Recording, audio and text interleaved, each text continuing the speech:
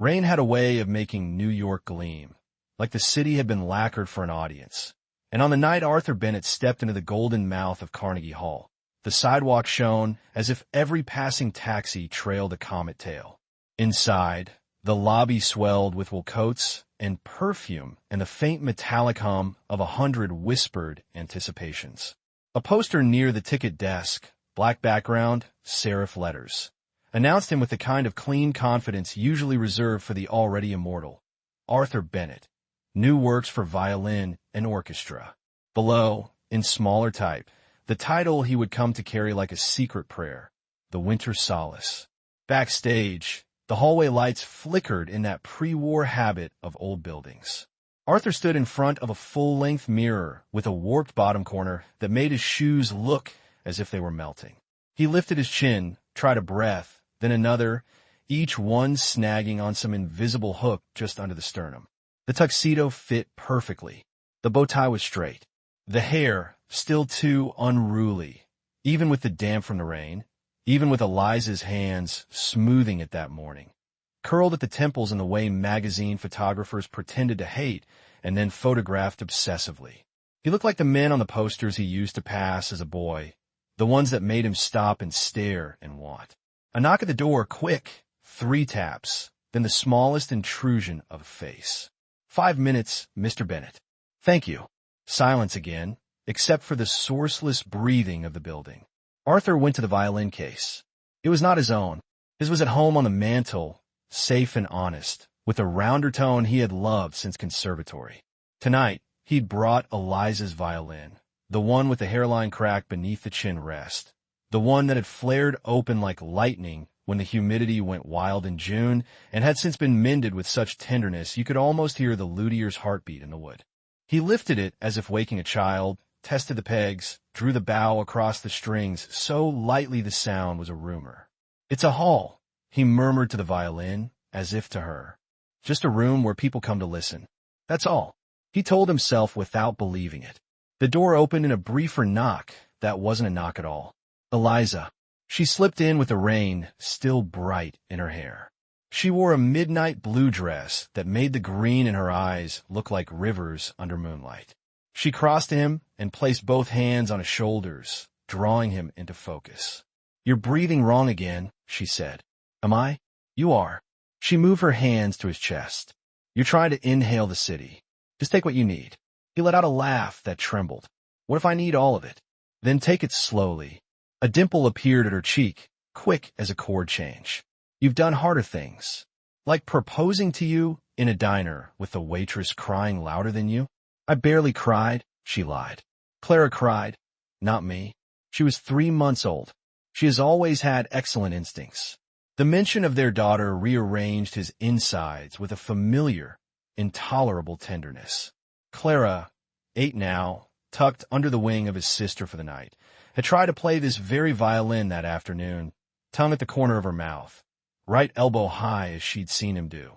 The sound she drew was more cat than music, magnificent anyway, and he had offered to teach her, and she had declared, eyes blazing with the dictatorship of children, that she would teach him. And he had promised to let her. Eliza touched the violin. You're sure about this one? I can't play Winter Solace on anything else, he said, because that was true.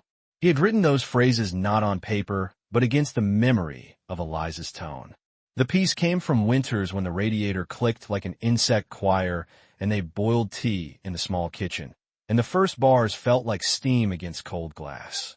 He could pretend, sometimes, that he had composed it alone, but when he reached the part where the melody turns inward as if it recognizes itself, he knew it had been written in the grammar of their marriage, their patience, their unfinished quarrels, the quiet hunger in Eliza's gaze when he found a phrase that surprised them both. She leaned her forehead against this. Don't apologize in the music. Her whisper turned practical, the way wind turns into rain. Play it as if you never left the kitchen. He nodded. Another knock. The stage manager's voice, efficient as a metronome. Mr. Bennett, it's time. Eliza kissed him quick. I'll be right there in row G, edge seat, my hand on the railing. If you want to find me, slow down on the second movement. I'll slow with you. Slow with me anyway, he said, but she was already at the door. She looked back once with the particular brightness of the brave. Then the bright mouth of the stage swallowed him. The world turned to light and hush. He crossed to the conductor. Maestro Newman, hair like a thicket, eyes a chapel of mischief, and they shook hands. The orchestra behind them rustled into stillness. Arthur lifted the violin and tucked it into the soft groove below his jaw, a movement so deeply learned that it felt like remembering. The bow found the string. For 2 measures he could not hear anything. The hall stretched in front of him like an ocean.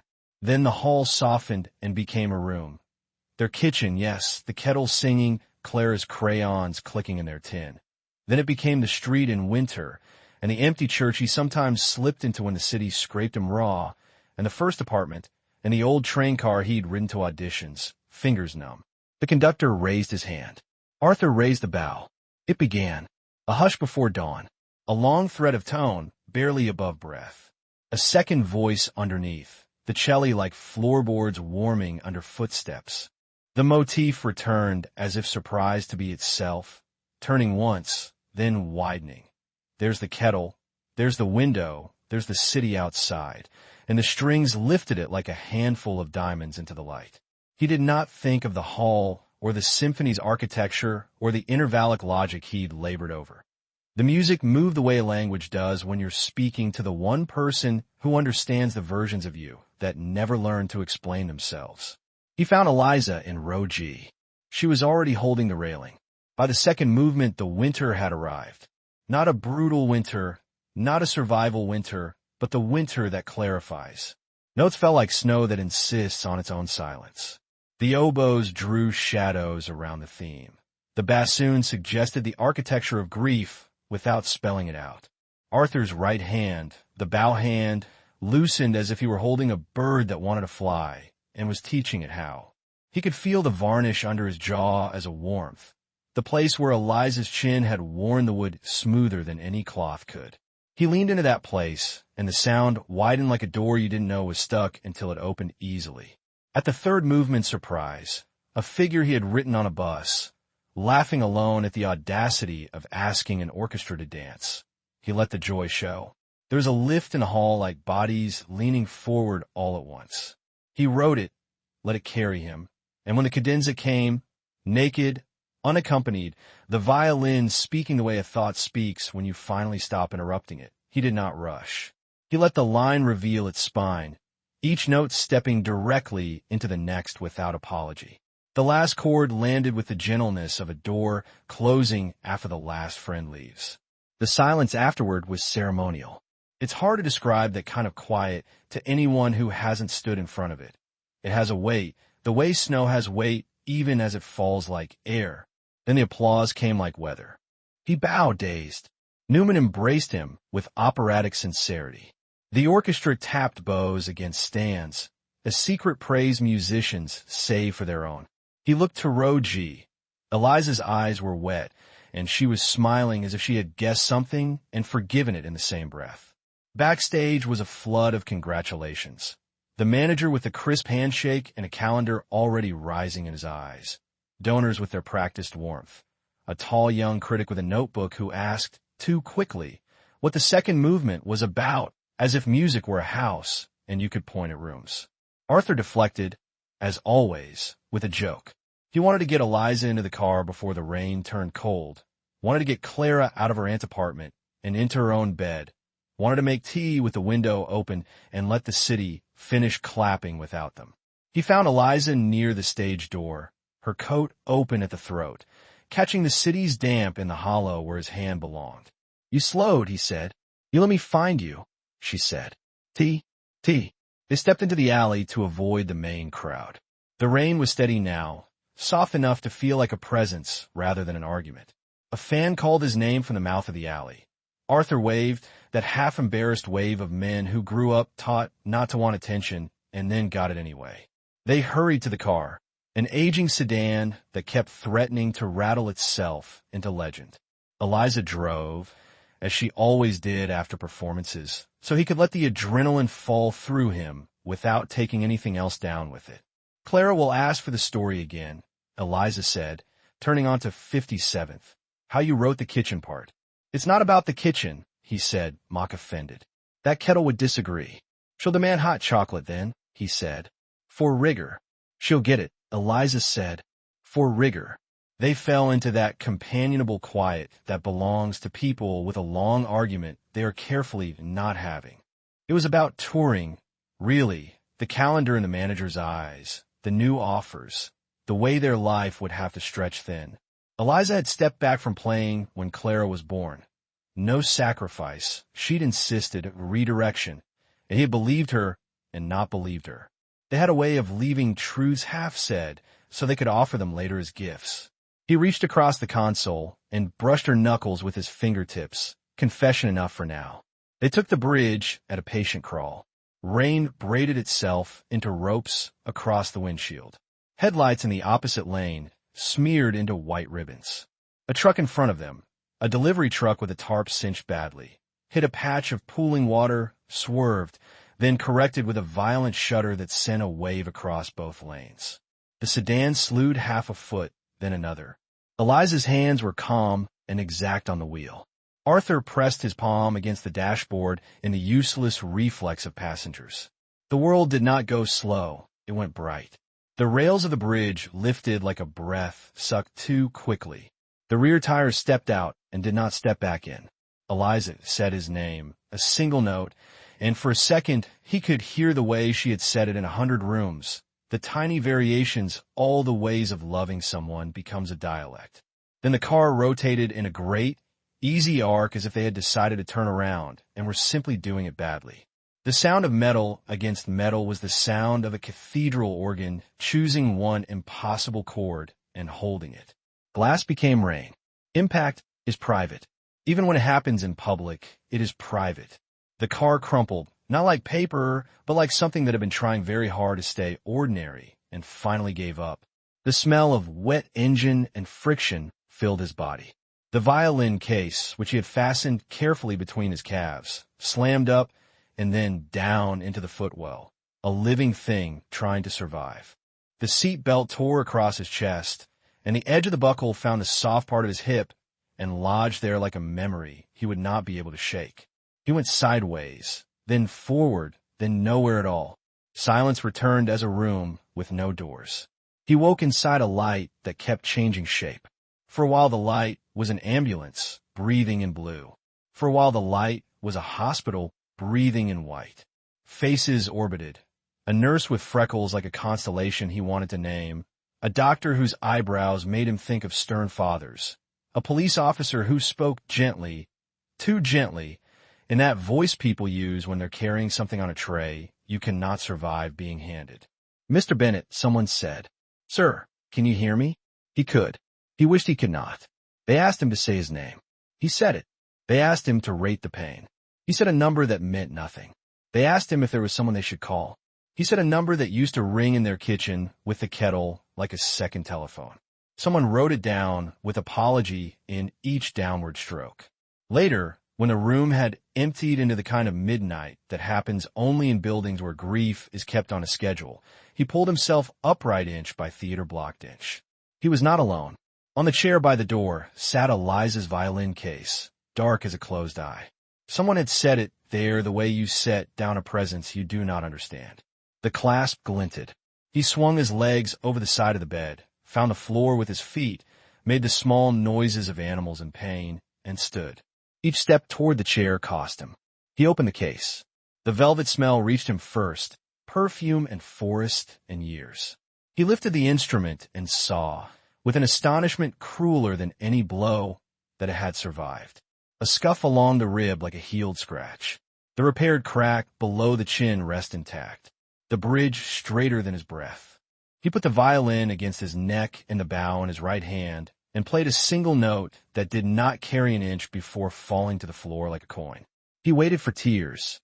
They did not come. Somewhere in the hallway a machine insistent as a woodpecker established a rhythm he wanted to hate. He lifted the bow again and found another note, then another, a slow staircase descending into a place without walls. It was not Winter Solace he played. It was the thing beneath it, the humming underroof, the first wet terrified sound a person makes when the world they used to understand far too well no longer speaks their language. A nurse cracked the door, went still when she saw him, and then closed it without entering, the way you leave birds to their instincts even when you want to help. In the morning a man came with papers. Another came with a bag containing a wedding ring, a wallet, a hair clip that had been in Eliza's pocket because Clara had given it to her for the good luck of it. The room continued being a room. The violin lay open to the air in its case like a wound that had chosen to be beautiful.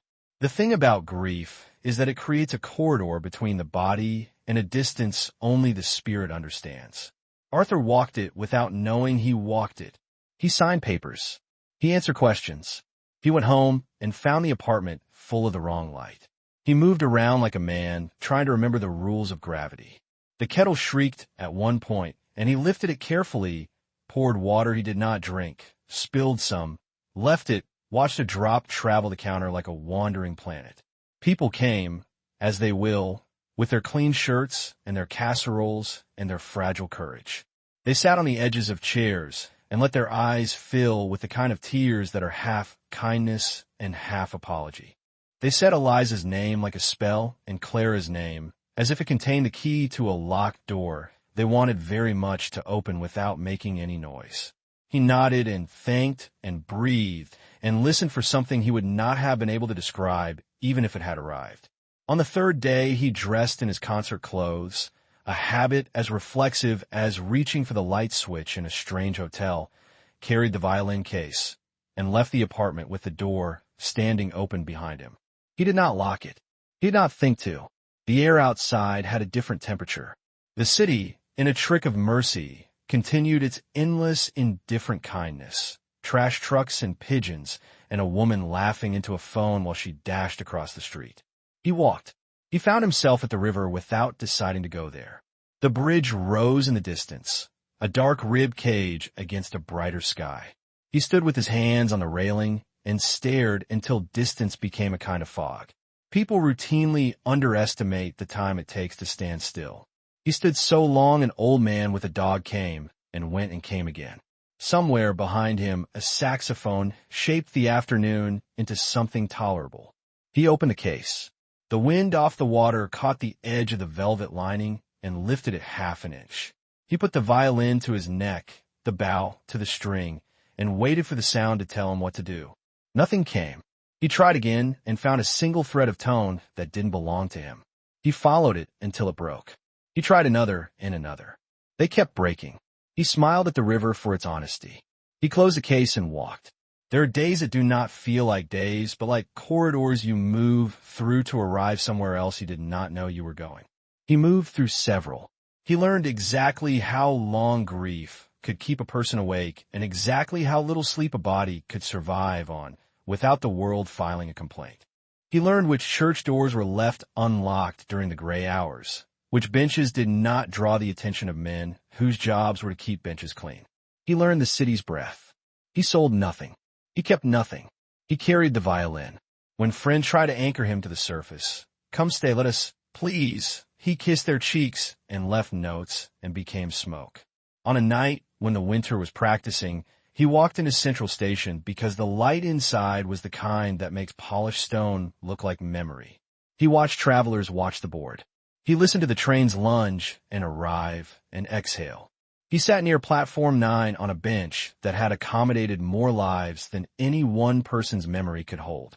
He opened the case, lifted Eliza's violin, and played 3 notes, the second a little longer, the third barely there, until his heart knew which way to turn. He did not lay the case open for coins. He did not glance up to read faces. He was not performing. He was translating. A guard approached, hesitant. "Sir, Arthur lowered the bow and waited. The guard swallowed. "It's fine," he said, surprising himself. "For now." Arthur nodded, a benediction more than a response, and resumed, the line unspooling as if it had been waiting inside the station for years, as if the ceiling had been holding it gently and was relieved to finally let it fall.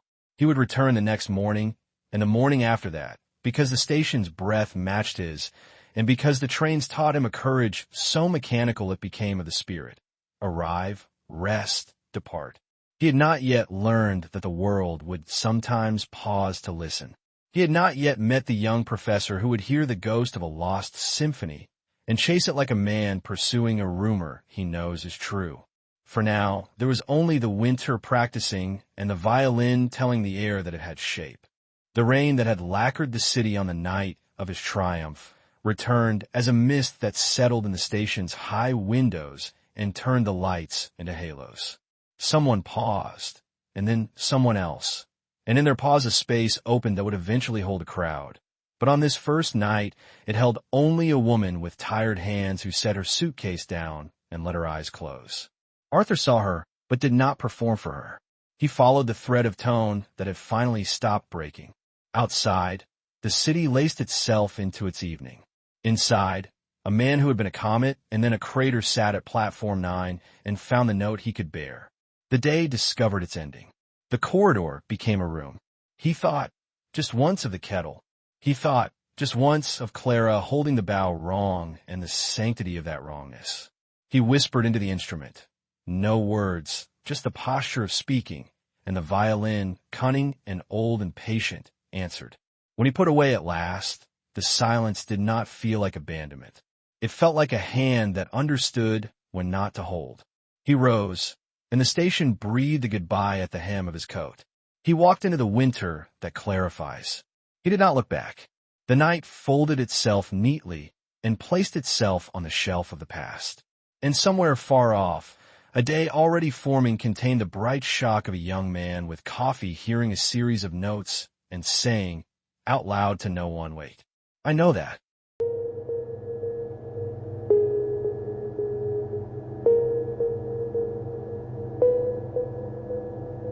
The mornings blurred into one long pulse of light and motion. Central Station breathed differently at dawn, soft, shy, like the city hadn't yet remembered how to be loud. The first train arrived with a sigh, spilling out commuters half awake, clutching paper cups that steamed into the cold air. And there, on the same worn bench near platform 9, Arthur Bennett sat with his violin. He tuned it by ear, the way he used to when there were orchestras waiting for him and critics ready to dissect his timing. But now the tuning was slower, almost tender, like he was coaxing a voice out of silence. Each note hovered in the still air a little too long before fading. The marble floor reflected the gray-blue morning light.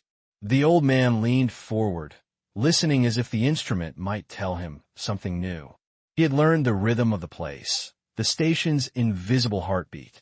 The janitor swept near 5:40, humming something from the radio.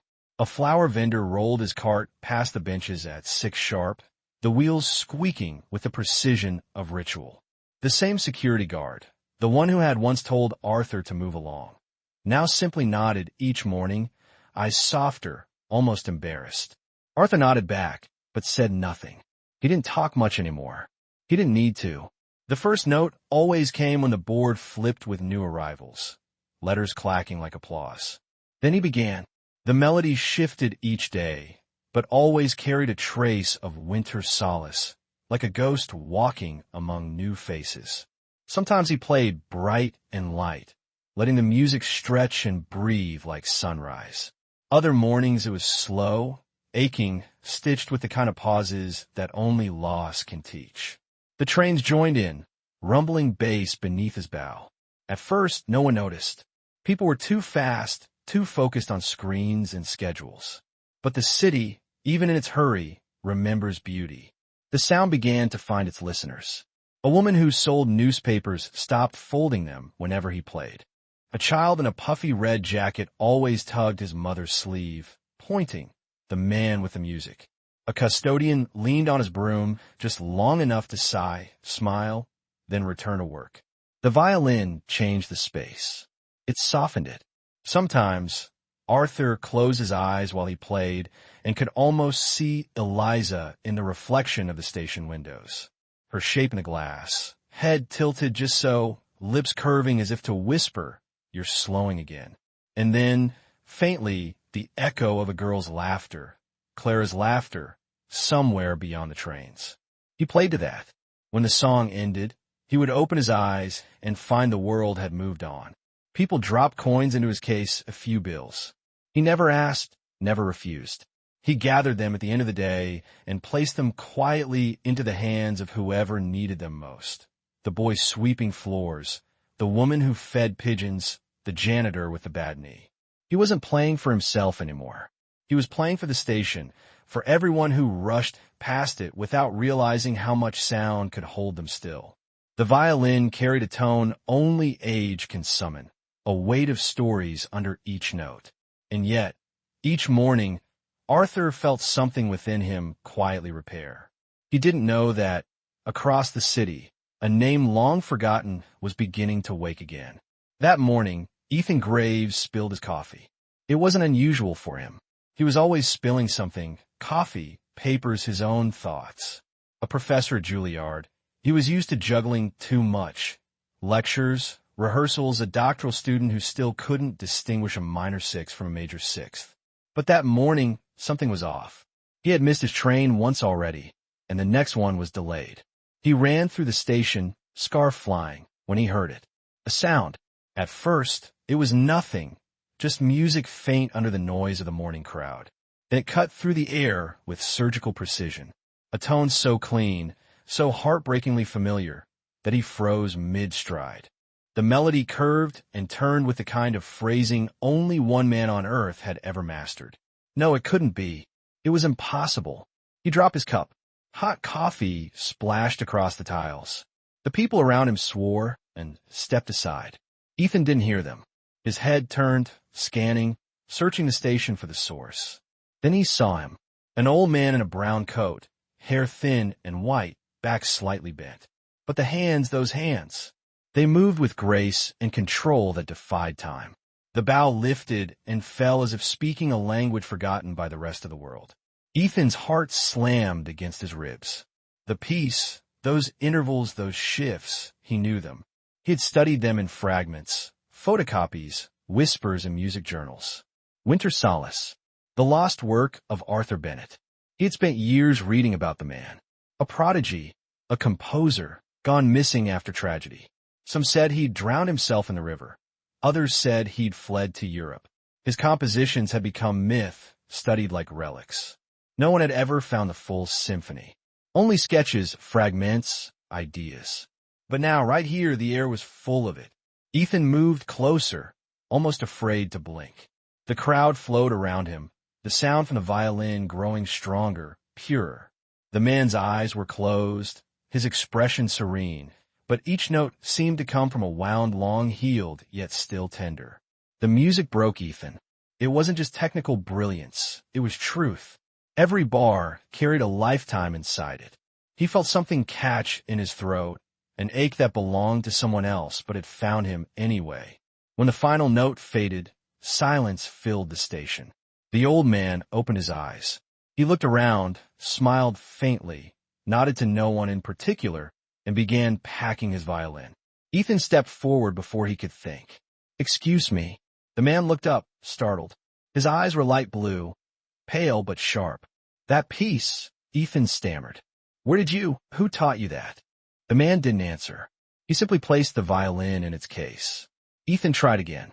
"Please, that melody, you couldn't have learned it anywhere. It's the Winter Solace." I wrote it," the man said quietly. Ethan froze. The voice was calm, not boastful. Just a statement of fact, said by someone who no longer expected to be believed. What did you say?" Ethan whispered. The man smiled, and something like humor flickered behind his tired eyes. "I wrote it," he repeated, "a long time ago." People nearby chuckled softly. A homeless man claiming to be a famous composer. New York had seen stranger things. But Ethan wasn't laughing. He stared, mind racing, eyes darting over the violin, the man's fingers, the way he held the bow, the exact position of his wrist, too perfect to be coincidence. "Your name?" Ethan said, voice trembling. The old man tilted his head. "Arthur Bennett." Ethan's knees nearly gave out. "It's you," he breathed. "You, my God, you're alive." Arthur looked amused by that. "Depends on what you mean by alive." The security guard approached then, same man who had once told Arthur to move. "Everything all right here?" "Yes," Ethan said quickly. "Yes, fine." Arthur gave a small nod. He just heard something he didn't expect to hear. Ethan knelt slightly, lowering his voice. Sir, do you know what you just done? That music, it's history. Arthur waved a hand, dismissing the idea. History belongs to people who want to remember. I only wanted to play. You don't understand, Ethan said. This piece, people have been searching for it for 50 years. I've been searching for it. It was supposed to be lost forever. Arthur sighed, closing the violin case gently. Lost things are patient. They wait. For a moment, the two men just looked at each other, one carrying the fire of discovery, the other the calm of surrender. Finally, Ethan said, Please, let me record it. The world needs to hear it again. Arthur hesitated. His eyes softened. The world had a chance, he murmured. Ethan reached into his bag, pulled out a small recorder. Then let me be the world this time. Arthur looked down at the violin, then at Ethan, and smiled. A small, sad smile that felt like the end of winter.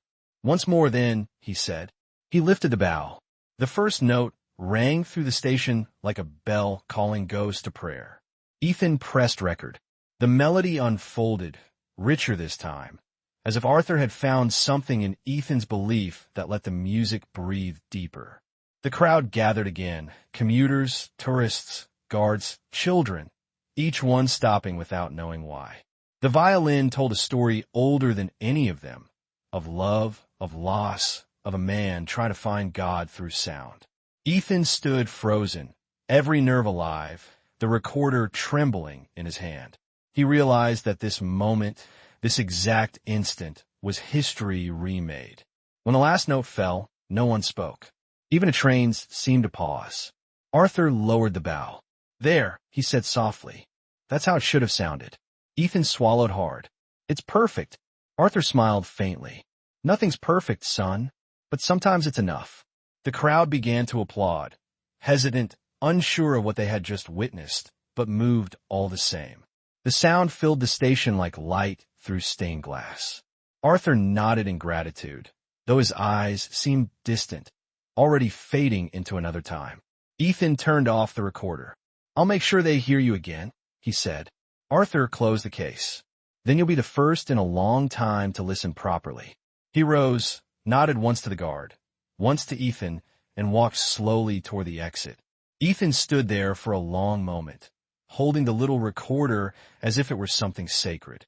Around him, the station began to move again. People rushing, trains calling, announcements echoing. Life resumed, but something in the air had changed. When Ethan finally looked up, Arthur was gone. The bench sat empty, the light from the glass dome falling across it like a quiet benediction. Ethan exhaled, his breath trembling. He didn't know that what he'd just captured would soon travel across the world, that millions would hear the sound of a man the world thought dead, and weep for the music they never knew they'd lost. For now, he just stood there, listening to the echo that lingered where the old man had been. And in that echo, Ethan heard something more than music. He heard forgiveness.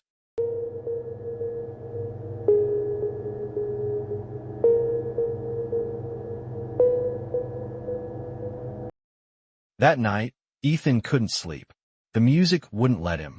The notes of the Winter Solace replayed endlessly inside his skull, not as sound, but as memory, like the faint afterimage that lingers when you stare too long at light. He sat at his small desk, coffee gone cold, the recorder beside him, its red light blinking patiently. Each time he pressed play, Arthur Bennett's bow slid across the strings with the intimacy of a heartbeat. The imperfections, the faint tremor of age, the catch of breath between measures, only deepened the beauty.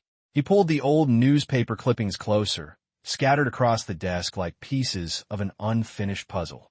Headlines he'd read years ago, but never thought he'd see brought to life again. Promising violinist Arthur Bennett missing after tragic crash. Family mourned as musician's career cut short. Violin found in wreck believed to belong to Bennett's wife. Ethan traced the lines with his thumb. Each article ended the same way, presumed dead. But the man was alive. He had seen him, spoken to him, and somehow, impossibly, Arthur was still playing. Outside, the city murmured under the rain. Ethan's apartment overlooked the Hudson, where the streetlights bled into the water like spilled gold. He turned back to the recorder, hit play once more. The melody swelled. Even at low volume, it filled the room. When it reached the refrain, the quiet descent, the sigh of the bow, Ethan felt the weight of decades in it. Every note was both farewell and confession. He didn't understand why, but he knew one thing. This couldn't stay buried. He opened his laptop, typing Arthur Bennett biography into the search bar. The results were sparse. A few mentions in music archives, one grainy black and white photograph. Young, handsome, bow-poised midair. No wife's name, no child's name. Just a man lost to time. Ethan leaned back, rubbing his eyes. How could a composer who once commanded concert halls vanish into nothing, only to reappear 50 years later, playing for strangers in a train station? The thought gnawed at him until dawn began to creep pale across the glass. By morning, his decision was made. He packed his satchel with notebooks, a portable recorder, and a small thermos of coffee. He returned to Central Station. The light there was different now. He'd passed through it 1,000 times before, but that morning the place felt alive, reverent even, like the air still remembered the sound from yesterday. Commuters streamed past, unaware that history had unfolded under their feet. Arthur wasn't there. The bench was empty. Ethan sat anyway, waiting. Hours passed. The flower vendor came and went. The janitor swept. The trains exhaled. But no music. Ethan replayed the recording in his headphones, trying to match it to the station's acoustics, the echo, the reverb. But it wasn't the same. The music needed its maker. Just when Ethan thought he'd imagined it all, he heard it again. Faint, from a far side of the concourse. He followed it. Arthur was sitting near a different platform this time, half hidden behind column. His coat looked heavier, his posture more fragile. But his fingers, those impossible fingers, still danced across the strings like they remembered everything the world had forgotten. Ethan stopped a few steps away, hesitant to disturb him. He listened instead, letting the sound pull at something deep inside him. A woman paused beside him, her eyes shining. "He's been here every day," she whispered. "Always plays that same sad tune." When Arthur finished, Ethan stepped forward again. "You came back," Arthur said without looking up. "I had to," Ethan replied. Arthur smiled faintly. "You're persistent." "I'm curious," Ethan said, "and maybe a little desperate." "For what?" "For truth." Arthur's chuckle was soft. "You're too young to chase that. Truth only exhausts you." He began wiping the violin with an old cloth. Ethan crouched beside the bench. "I'll listen to your recording all night. I hope it let you sleep." "It didn't." Arthur looked at him finally. "Good. It wasn't meant to." They sat in silence for a while, trains groaning past like tired animals. Then Ethan said, "You disappeared after the crash." Arthur's eyes flickered, but his expression didn't change. "So the papers told me. You lost your wife and daughter?" Arthur nodded slowly. "Eliza and Clara. The river kept them." Ethan swallowed. "And you?" "I was supposed to go with them," Arthur said. "But music doesn't let you die easy. It keeps breathing even when you want to stop." He adjusted a string, then continued quietly. "So I stayed. Not living. Not gone. Just tuning." The bow rested on his knee. Ethan took a breath. "Why come here?" Arthur looked around the station. "Because it never judges. People come and go, and no one asks you why you're still sitting. The trains leave, but the sound stays a little longer." "I like that. You could play anywhere," Ethan said. "You could perform again, record, teach, people would listen." Arthur laughed softly. "No, they'd hear. That's not the same thing." Ethan fell silent. Arthur continued. "You think the world wants to hear an old man grieving? They want talent, youth, stories with neat endings. But this," he tapped the violin, "this doesn't end. It just lingers." Ethan nodded, unsure what to say. Arthur tilted his head. "You're not the first to find me, you know. Years ago, a journalist came, wanted to save me, wrote half an article, then stopped when he realized there was no redemption to sell. This isn't about saving you," Ethan said quietly. "It's about remembering." Arthur studied him for a long time, then smiled again, small, weary, but genuine. "Then remember this." He lifted the violin and began to play. Not Winter Solace this time. Something else. Something lighter, almost playful. The melody flickered like candlelight, then darkened, deepened, turning inward until the air around them felt thick. Ethan realized he was hearing something no one else ever had. Another movement. When it ended, Ethan whispered, "That wasn't in the recording." Arthur nodded. "No one's ever heard it." "What is it?" "The last movement," Arthur said. "The one I wrote the night before the crash. I never played it. Not even to Eliza."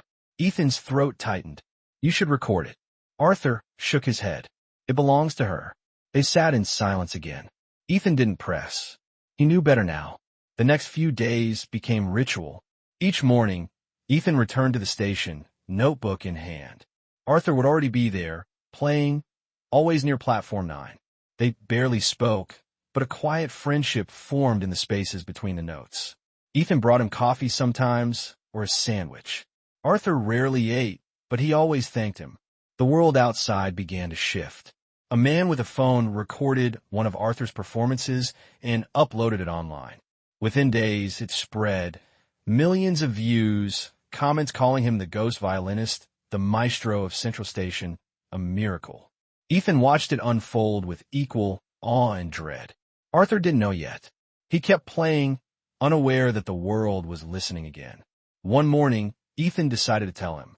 He sat beside Arthur as the old man finished a piece. "Arthur," he said, "you're famous again." Arthur frowned. "Famous?" "Your video. It's everywhere. People are calling you a legend." Arthur chuckled softly. "I was a legend once. Didn't help much." "No, this is different," Ethan said. "People are crying when they hear you play. You've given them something real." Arthur looked down at the violin. "Then maybe I've done enough." Ethan's stomach tightened. "What do you mean?" Arthur didn't answer. He just began to play again, bow gliding with a gentleness that sounded like farewell. The melody was pure, unhurried, dissolving the world around it. Ethan listened, recording again, knowing instinctively that this moment was the true ending. When the song ended, Arthur smiled faintly. "Tell her I played it right this time," he said, almost to himself. Ethan frowned. "Tell who?" But Arthur only closed the case and rose. "Goodbye, son." He walked toward the exit, slow but steady, the crowd parting around him. Ethan called after him, but the noise of the station swallowed his voice. That was the last time he saw Arthur Bennett alive.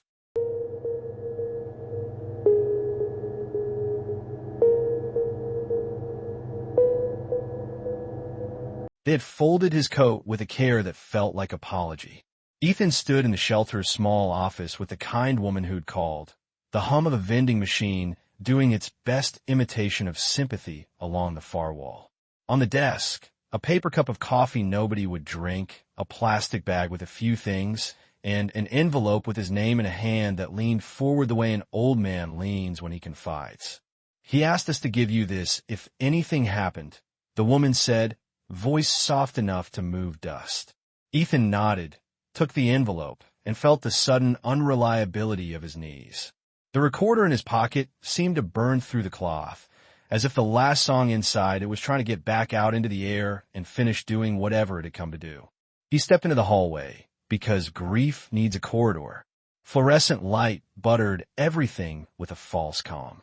Somewhere, a radio played a pop song at a volume that meant someone was trying not to think. He opened the envelope. On a single sheet of line paper. "Thank you for listening. Tell her I played it right this time." "Hey." Underneath, smaller. "Don't let them turn it into noise." He stood with the note and felt the peculiar double vision of loss. The room in front of him, so practical and plain, and the room inside him, with the station's marble floor, the dome of light, the old man's hands, and a last note that did not quite resolve were still happening. He folded the note carefully, the way you fold a map of a place you will not return to but can't bear to throw away, and slid it back into the envelope. How do I, he started, and the woman, who had been here before with other men and other envelopes, gave him Mercy's shortest sentence, one thing at a time. The first thing was to walk. He left the shelter with the recorder and the letter and went where the city goes to practice being a river. The long avenue of pedestrians, cabs, steam lifting from grates, faces with private weather. The day had the glare of grief after rain. Too clear, as if the sky had decided to be unkind by telling the truth about color. He crossed at a light that changed just as he reached it, not caring about rules for once, and let the city push him towards Central Station like a tide takes a leaf. Inside, the board clacked with the indifferent romance of schedule. The bench near Platform 9 was just a bench. He stood facing it, as if the wood could be lectured into releasing the day it had held, and felt the absence like a sound you should have heard but didn't because you were speaking. He sat where Arthur had sat and pressed play. The recorder obeyed. The station wrapped itself around the sound like water around a stone. He listened to the last performance again, the phrasing he had already begun to mimic in his own hand on an imaginary bow, the way Arthur waited a beat, and then another, not out of weakness, but out of the sovereign control of someone with nothing left to prove. He wasn't sure yet what the right thing was. He knew only that there was a wrong thing, and it would look very much like a right thing if you didn't pay attention. The envelope in his pocket crinkled when he breathed. Don't let them turn it into noise. He called Juilliard because grief needs a task, and institutions are tasks disguised as buildings. He spoke to the chair of strings, then to the dean who remembered when Arthur Bennett had been a rumor with a pulse. He said the words memorial concert and felt them settle in the air like a sentence with its period already chosen. Within an hour, there was a rehearsal room on hold, a conductor willing to stand in if the right one couldn't be found, a librarian willing to pull every scrap, sketch, and gossip of Winter Solace from the archive, and a quiet pledge from the school's communications office to keep it small until it didn't need to be. "We can do this in a week," someone said. "No," Ethan answered, surprised by his own steadiness. "We'll do it when the music says it's ready." He went home and spread the fragments on his floor. Photocopies of sketches, measures written like breathing exercises, interviews with composers who had once, badly, tried to finish someone else's sentence. Arthur's hand aged across the papers as if he'd written them all in a single afternoon of changing light. Ethan put the recorder in the middle of the carpet, pressed play again, and followed the sound with his eyes as if the music could draw its own staves across the hardwood. He wrote until his wrist ached. He stopped when the last note fell and the living room turned into a church. The phrase in the letter kept tapping the table with its thimble. Don't let them turn it into noise. He called a hall because the concert needed a room that could keep a secret and then tell it beautifully. Carnegie said yes the way old friends do, as if they'd been waiting for him to ask. "A Sunday matinee," the manager said. "We can turn it around if you give us a name." Ethan said the name and hung up before the man could ask for a photograph that didn't exist anymore. He put the phone down and sat with the small strangeness of having built a scaffolding around an absence and calling the scaffolding a concert. Rehearsal 1 was a Tuesday on a stage that had held so many firsts it wore the smell of beginnings like a cologne. The orchestra slid in by sections, warming up with all the chaos and casual arrogance of people who know what they're doing and hide their reverence under jokes. Ethan carried a folder with the parts he had assembled from the wreckage of half a century and the pulse of the last recording. He'd taken care. He'd left gaps where Arthur's gaps insisted on being gaps, and he'd written the kind of markings that aren't markings so much as instructions whispered to a friend in a noisy bar. Don't apologize here. Let the snow fall without trying to catch it. Lean into the varnish. The concertmaster raised an eyebrow low enough to be respect. The conductor was Newman's former student, a woman with a baton like a silver thorn and a smile that meant you had nothing to fear unless you tried lying to the music. She shook Ethan's hand as if swapping electricity. "I heard the recording," she said. "It breathes like a confession." He nodded because words were too blunt. "We'll find it," she said, and then to the room. "Good morning. We're here to listen to a ghost and make room for the living." They began. The first minute was wrong because the first minute is always wrong. The sound remembered every other piece they'd played and had to be coaxed into remembering this one. Ethan stood near the woodwinds with his throat doing the old, humiliating thing. Not tears exactly, but a pressure like the weather. He watched the strings find the long, unshowy tone that begins Winter Solace and lays it on the table as if it's bread. He watched the oboes draw shadows, the basses build a floor that didn't creak, the horns choose the note that sounded like a window being opened and then not opened. The conductor stopped them with a small circle of the baton. "You're making it beautiful," she said. "Don't. Make it honest." They tried again. This time the phrase about the kettle came through the room and left steam behind. Ethan put his hand on the back of a chair and remembered Arthur's note about not turning it into noise, and he knew what he had to say. At the break, he gathered the string principals and lifted the recorder. "Listen to the weight of his bow," he said. He pressed play. Arthur's sound spilled into the rehearsal room, utterly unimpressed with their education. "Do you hear it?" Ethan asked quietly. "He's not playing a line. He's carrying a thing that's heavier than a line. Don't lift it for him. Walk with it." They returned to their chairs with the particular hush of people who have just been told where the body is buried. The second try wrapped the hall in that winter that clarifies. The conductor's mouth softened at the corners. She made no large gestures. She let the bar line breathe. Everything was slower, not in tempo, but in moral speed, the speed of someone crossing a dangerous floor and choosing where to put their next foot. When the cadenza came, the concertmaster looked at Ethan with the fear of joy, the fear that if you do this right, it will cost you something you cannot get back. And he nodded, and she played it as if she had run out of ways to pretend music is safe. In the second rehearsal, the world tried to come in. Reporters sent emails whose subjects were all the same story, wearing different shoes. Lost Maestro found. Ghost at Platform 9. Grief's violin. A radio producer left a message that oozed the friend of a friend tone of people who know how to extract what they want without leaving fingerprints. "We'd love to have you on, Professor, to talk about your discovery." A foundation offered to underwrite everything if they could activate donor visibility. He heard Arthur's line, "Don't let them turn it into noise," and declined everything that smelled like applause in advance. He gave one interview to the only journalist who had ever come to a student recital and stayed all the way to the Bach at the end. She asked about silence, and he told her it was a room where the music goes to rest when it's done pretending to be sound. She asked about Arthur, and he said he didn't want to be found. He wanted to be heard. At night, he returned to the shelter with pastries and small talk, because grief needs repetition the way a muscle needs weight. He learned the names of the men who had shared the long, dumb hours with Arthur. One of them, a former welder with hands like continents, told him that the old man had hummed scales while folding laundry. Another said he used to leave the little money in his case for a woman who fed pigeons and talked to them like parishioners. The woman at the desk told him that on the last night he had asked if the kettle was broken because he could not hear it sing.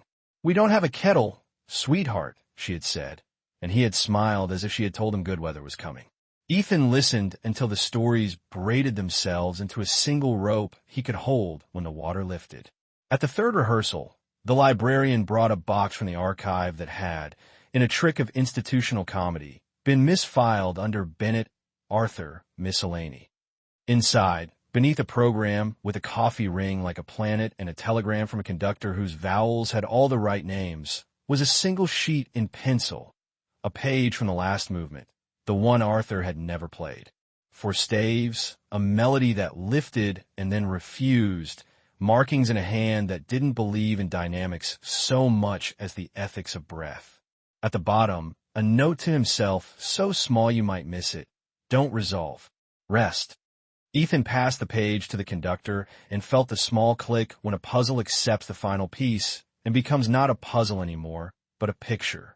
They played the last movement in full for the first time in a room where nobody clapped afterward because nobody could remember how. The music did the thing mercy does when it refuses spectacle. It allowed the listener to feel without having to look at themselves feeling. Ethan leaned his head against the proscenium and closed his eyes and saw the station and the bench and the bow lowering after that last tone the way a hand lowers a blinds cord when the light is too honest. When the conductor finally let the air out of the bar line, she said only, "Again," and they did, because craft is respect disguised as stubbornness. News got out in the way tide gets out, without asking permission and all at once. The communications office, which had promised small, called to say small was over. Requests stacked like scores on a librarian's desk. A streaming platform offered to carry the concert live if they could title it something they could own. Ethan looked at Arthur's letter and told the platform no. He called Carnegie and kept the program blank where the sponsor's name usually lives. He asked for one concession that wasn't a concession at all. No late seating, no bar service, no camera cranes swinging above the heads of people who had come to hear a man's last breath stand up and speak. The manager, who had learned the difference between noise and sound back when vinyl still believed in itself, said, "Done." The day of the concert arrived in a suit it had not wanted to wear. Blue sky, wind in a good mood, light that made even scaffolding look deliberate. People lined up outside the hall, like the city had decided to practice reverence. Some were musicians with the territorial sorrow of a guild. Some were the people who had stood in the station and not known what they were witnessing until they had to sit down and pretend to tie a shoe. Some were students who would go home and change the way they held their bows because the dead had taught them a better kind of grip. A woman with a pigeons on her coat kind of dignity stood near the back, hands folded, eyes already wet. Ethan stood inside the stage door and read the letter one more time, because magic is just repetition that believes in itself. Tell her I played it right this time. He went to the green room and set Eliza's violin on a table that had held whiskey and lilies and, once, a world-famous tenor's tears. The case opened with a sigh the way old houses do. He touched the wood where the chin had worn the varnish into a geography. He said aloud, because sometimes the air needs it, "I'll carry it across. You rest." Then he closed the case. He would not exploit the relic. The concertmaster would play her own instrument. What they were borrowing tonight was not wood but weight. The conductor gathered them on stage 15 minutes before the house opened and said the kind of things good leaders say: listen harder than you play. If you feel dramatic, you're wrong. Make space. She looked at Ethan. "You'll speak." He shook his head. "He should begin," he said. She understood. She always had. Backstage, the hum was different from the usual hum. There's always a whisper in a hall like this, a felted thrum of rooms doing what they were built to do, but tonight the hum had a high overtone, the kind you hear when you're about to walk into a decision you cannot unmake.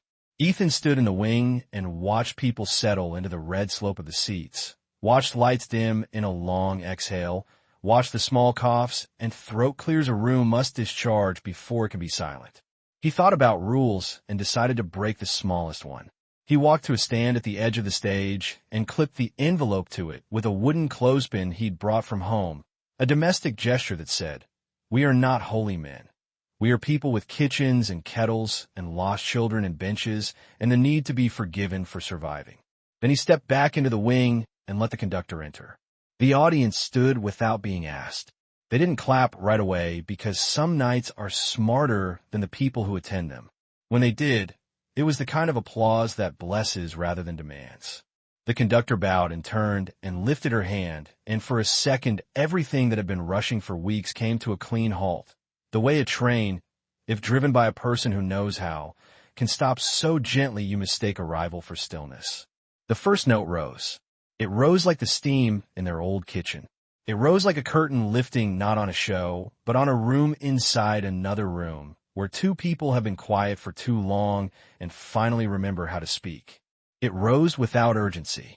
The audience leaned forward, the way people do when they learn that attention can be a form of love. Ethan felt his breath join 1,000 others and become weather.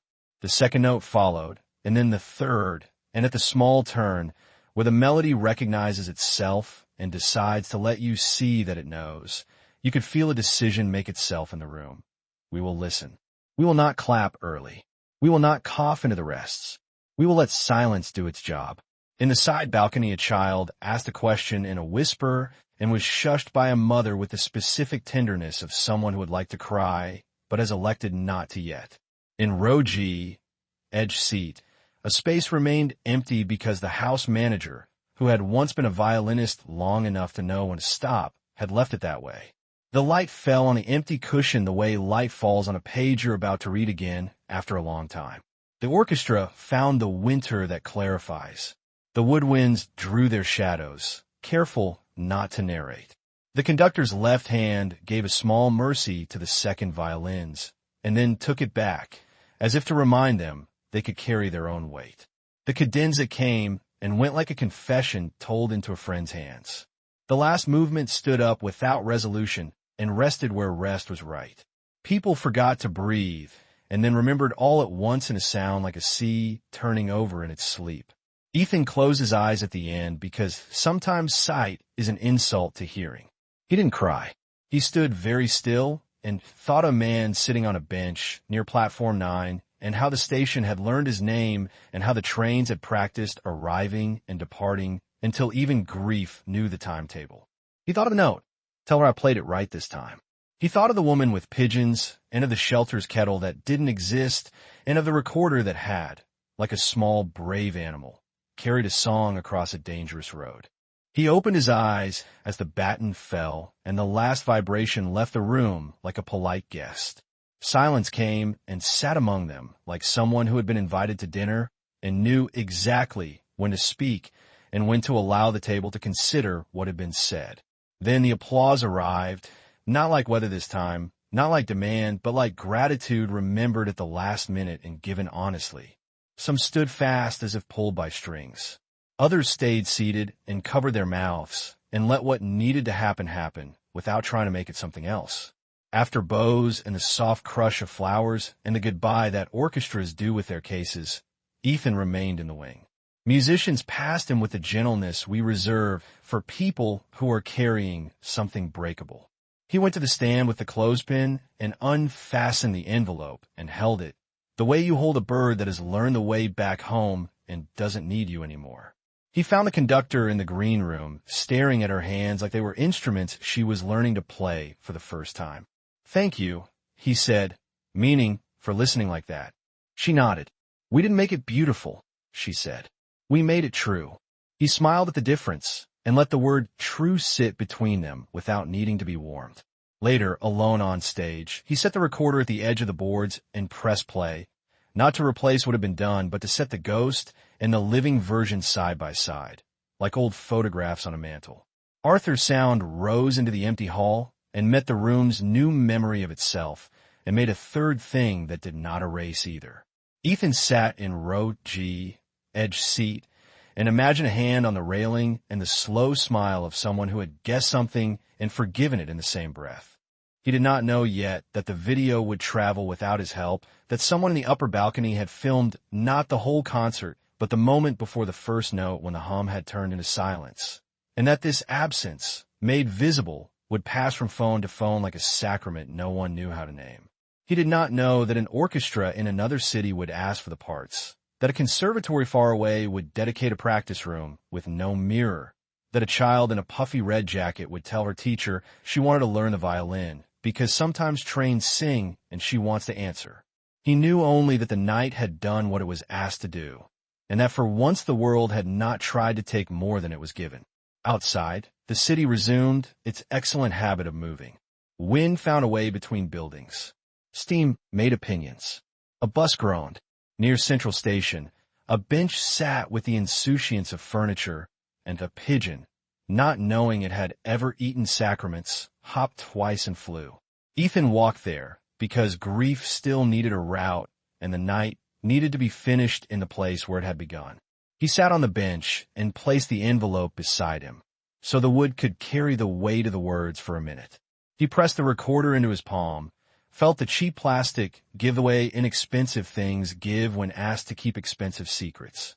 He whispered into the air, not expecting answer, "I told her." The station, asleep inside its skin, breathed. Somewhere far away a kettle he imagined boiled, and the sound, which did not exist, was the exact sound he needed. He stood and left the bench to its quiet. He would wake early tomorrow, earlier than he needed to meet the woman from the shelter and the man with the bad knee and the flower vendor and the guard who had once told Arthur to move along. He would hand over a manila envelope with programs and the small stipend the hall had tried to call gesture, and he had renamed thanks. He would return Eliza's violin to the archive where it would, in an act of mercy, belong to no one and everyone. He would answer emails with patience and avoid the ones that wanted to sell grief in a better suit. He would write, finally, the program note nobody reads until years later, when someone cleaning a drawer decides a piece of paper might be worth a minute, and in it he would say the thing Arthur had taught him. That listening is a form of staying. He would do all this because the night had taught him how to move without turning memory into applause. And later alone, he would take the pencil page from the archive and copy Arthur's smallest instruction onto a blank staff in his own hand. So he would always have it, even if the paper burned. Don't resolve. Rest.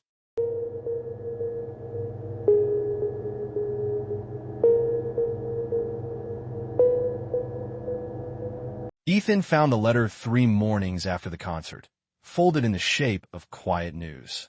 It arrived in an unremarkable envelope with his name written in the same uneven slope Arthur had used on the note from the shelter.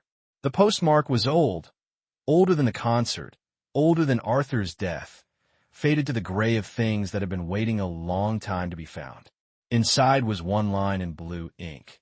If you ever want to know why the violin survived, ask Samuel Rowe, West 46th, the luthier who fixed the crack. Beneath it, a signature that felt more like a tremor than a name. No explanation. No farewell. Just that. He stared at the line until it blurred. The air in his apartment felt smaller than it had a minute ago. He knew what he should do. File it away with the rest of Arthur's letters, the clippings, the pages of manuscript. Let it become another relic in a life already full of them.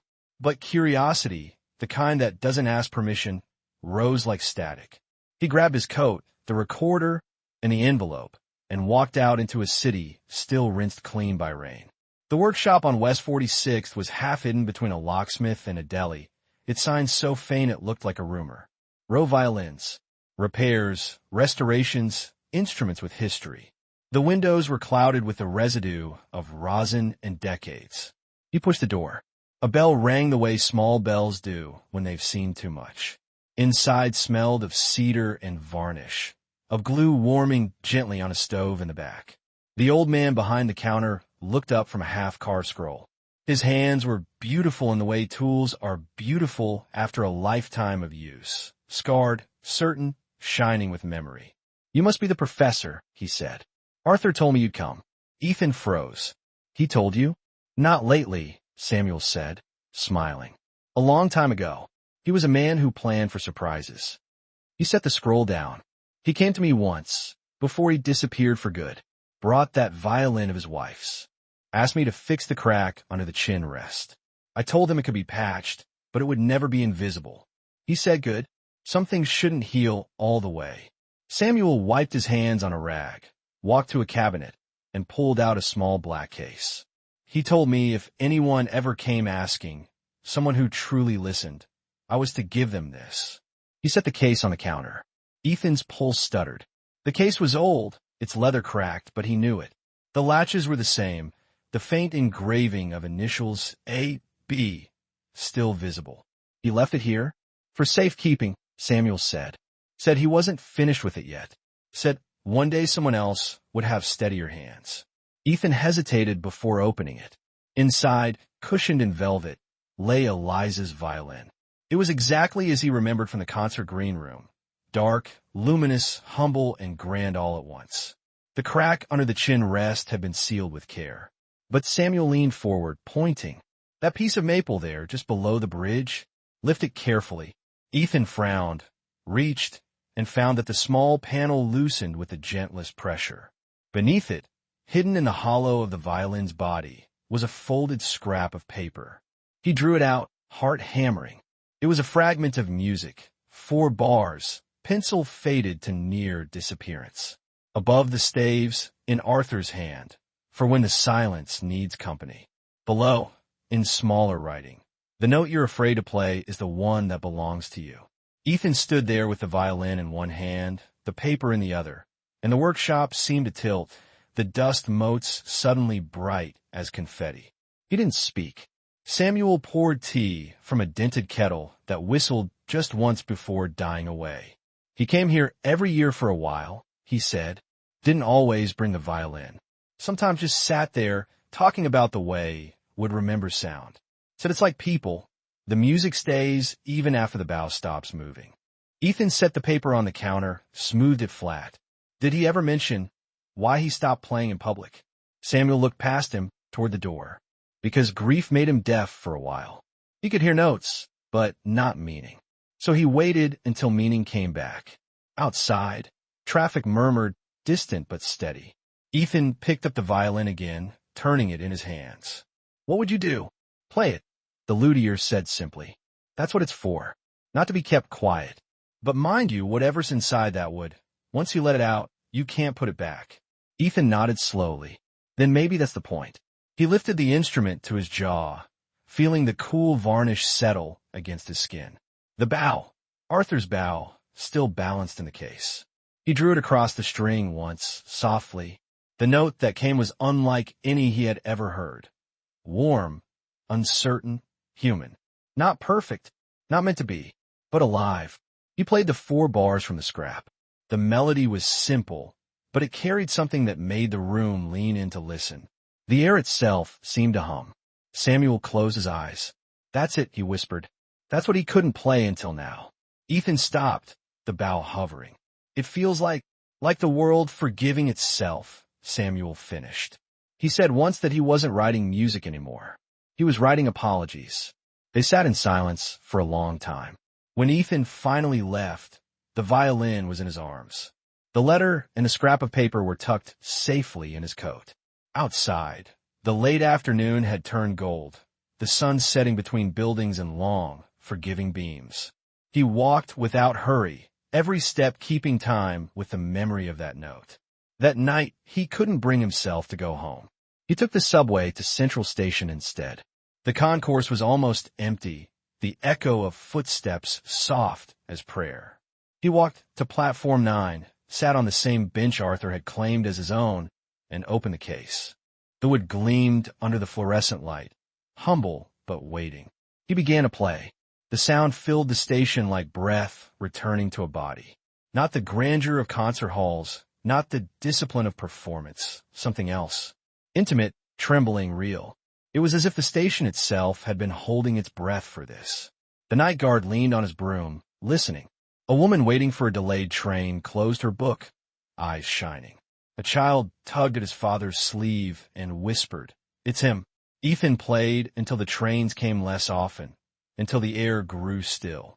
He finished with a 4-bar fragment, that quiet completion Arthur had hidden away, and let the last note fade naturally into the hum of the lights. He stayed there for a while afterward, watching the empty tracks.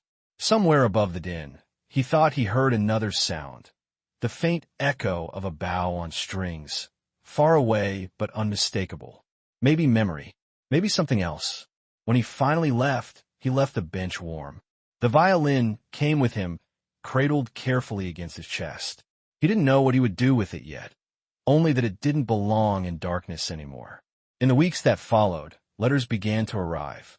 From orchestras, from universities, from strangers who had seen the concert online and claimed the music had changed something in them.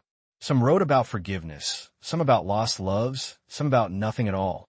Ethan read them all. He kept one pinned above his desk. "Thank you for giving the city back its sound." He thought about writing back to everyone. Instead, he wrote one final note, the kind not meant for mail. He placed it inside the violin case, beneath the velvet lining, next to the hidden compartment now empty. "Arthur," it said, "you played it right. The silence is keeping company now." He closed the case. The winter deepened, but the station never quite returned to its old noise. People swore they could hear faint music when the 7:10 train pulled in, though no one was ever there. Others said it was the echo of the past refusing to leave. Ethan didn't correct them. Some truths are only true if you don't touch them. He returned often, not to play but to listen. Sometimes he'd bring the violin, sometimes not. The station, with its marble floors and unassuming grace, had become a kind of cathedral, not for faith, but for what faith sounded like. On one of those mornings, he met the girl again, the one with the red jacket who always stopped to listen. She looked up at him shyly. "My mom says you were friends with the man who used to play here." "I was," Ethan said. "He played for my grandma once." She said it sounded like remembering. Ethan smiled. That's exactly what it sounded like. The girl looked at the empty bench. "Will he come back?" Ethan shook his head gently. He already did. The girl seemed to understand. She nodded, serious as children can be, and ran off toward her train. Ethan looked after her, then down at the violin case beside him. The light from the station's high windows fell across it like blessing. He thought of Arthur's last words and the final note hidden inside the wood, and realized that maybe every song is unfinished. That's how it keeps breathing. He lifted the violin once more, drew the bow softly, and let the note travel upward, where even the trains couldn't drown it. It wasn't ending, just a rest.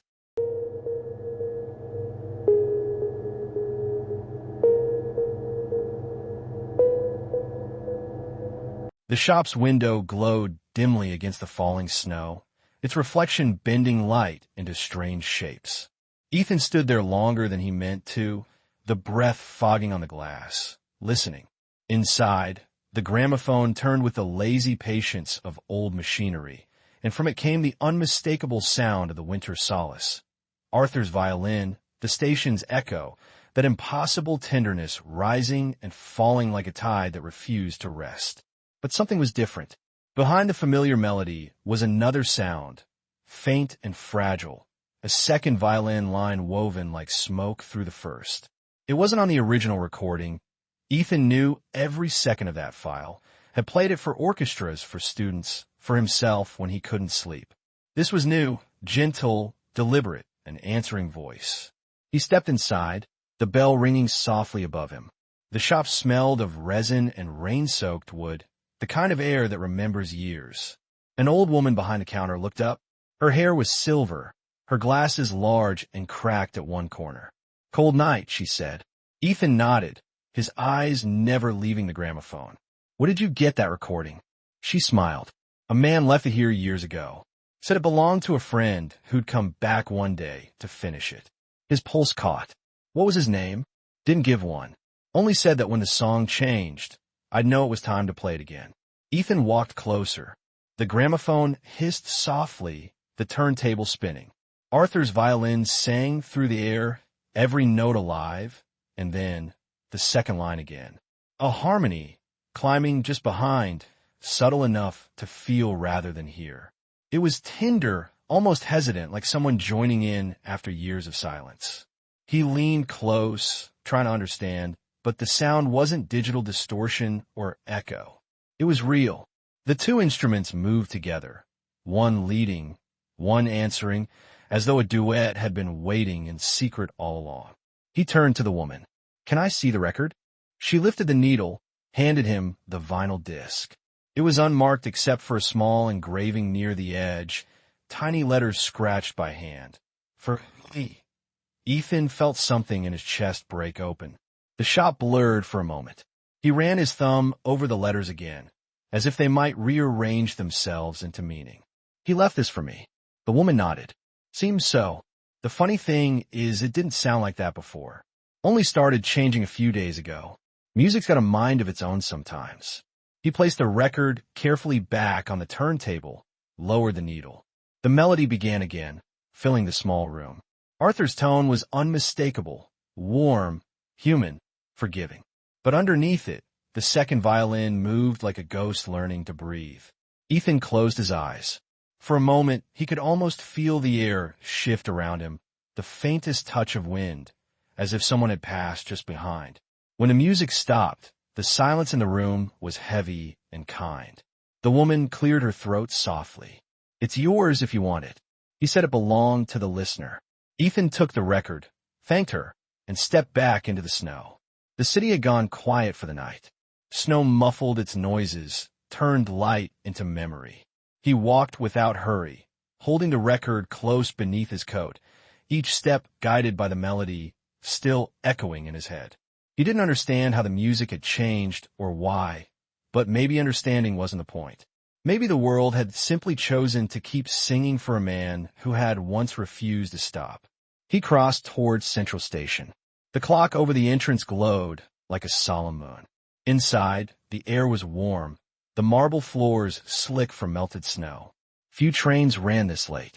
The space was nearly empty except for a janitor sweeping near Platform 9. Ethan walked to the familiar bench, brushed off the thin dusting of snow that had found its way through the open doors, and sat. He set the record beside him, its black surface catching the light. The bench felt different now, not lonely, not waiting, just still.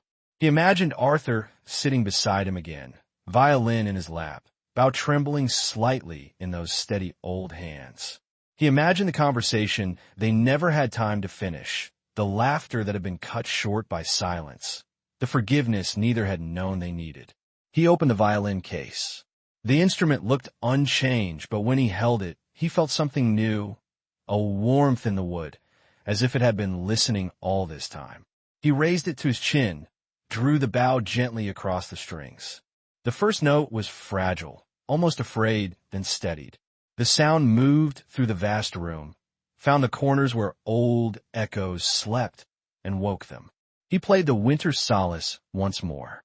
Slowly this time, each phrase a conversation with the air. The melody climbed and descended, full of the weight of everything that had happened. The concert, the letters, the discovery, the long ache of absence. When he reached the end, he hesitated before the final bar, the one Arthur had written and crossed out. He thought of the words from the hidden scrap. The note you're afraid to play is the one that belongs to you. He played it. The note was simple, barely a sound, but it hung there, impossibly alive, vibrating against the marble and glass. It lingered longer than it should have, carrying a strange resonance, as if two instruments were sounding at once. For a moment he thought he heard it, another bow moving, the same phrase mirrored just behind him. He didn't turn. He didn't need to. When the echo faded, he lowered the violin and sat back. The janitor had stopped sweeping.